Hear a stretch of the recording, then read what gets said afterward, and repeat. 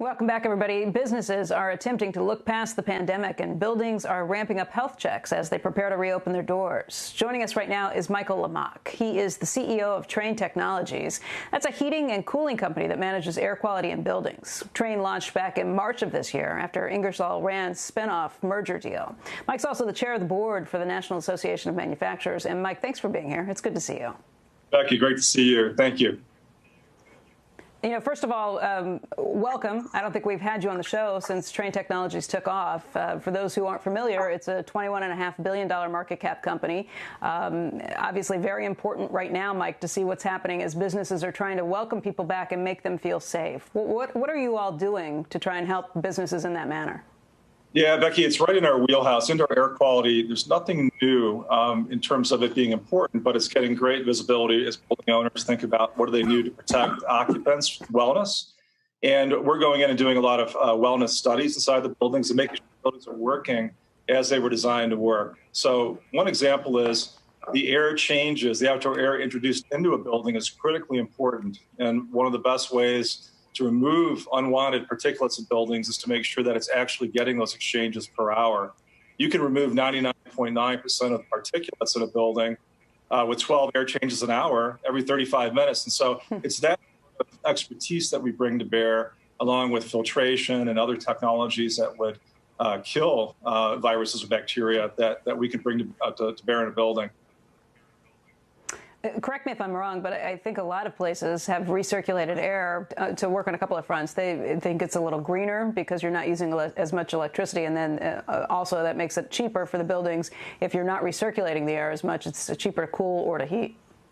It's a challenge because codes and standards, particularly in the U.S., take a particular building for its purpose and has a specified number of air changes per hour. So you always will find air changes happening in our U.S. codes. But as you get to other parts of the world, I think those codes and standards will change and they'll adapt using technology where you're not just recirculating air, but bringing in fresh air, adding filtration, potentially adding UV lighting or other photocatalytic technologies that would eliminate particulates. That's the sort of thing people are asking us about now. And I think that we're going to be busy from a service perspective, really, now forward as buildings begin to open. And that makes a lot of sense, but it drives more energy. Oh, sorry, Becky. go ahead.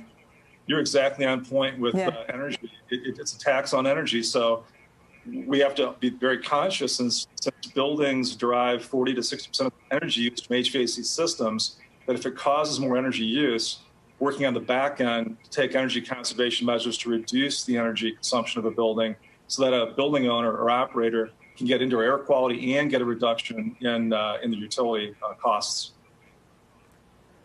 So, Mike, what are you hearing from companies? They definitely want to increase the number of air circulations they have going through to make it safer. And how do I know if I'm either a consumer, somebody who would be shopping in let's say, a supermarket or a mall, or somebody who's going into work? How do I know that my building's safe? Yeah, I think landlords and tenants, corporations will differentiate themselves when they can, show and communicate that they've done best practices, that the building is working toward a code or a standard. And then from a maintenance perspective, having the certainty. So we're doing a tremendous amount of work these days, connecting buildings and using technology and automation to actually send bots through buildings to determine where buildings are not functioning up to codes and standards, and we can then intervene remotely through that intelligence and make changes. And then if necessary, dispatch one of our technicians.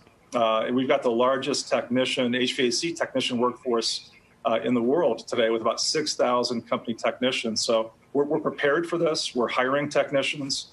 And it's something that I think in every recession we've seen, service has been busy.